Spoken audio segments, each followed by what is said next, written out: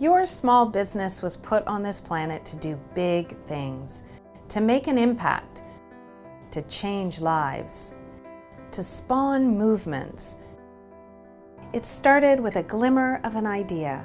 It took hard work, perseverance, and determination to get it off the ground. And you survived when many businesses fail. Your business is thriving, but the do-it-all-yourself work ethic has become a habit, and you aren't able to grow.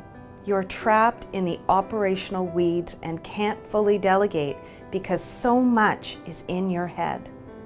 You're stuck in the day-to-day grind with no time left to think about growth.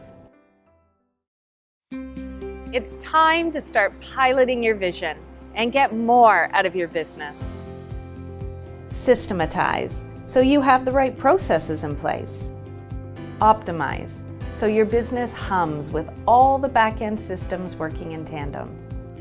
Automate, with the right tech tools and technologies so your team can focus on the important work.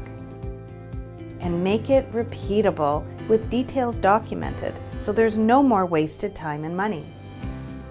Finally, your business is built to soar. Now you can focus on the strategic, innovative, and profitable parts of your business, reaching higher to find the passion and possibility again.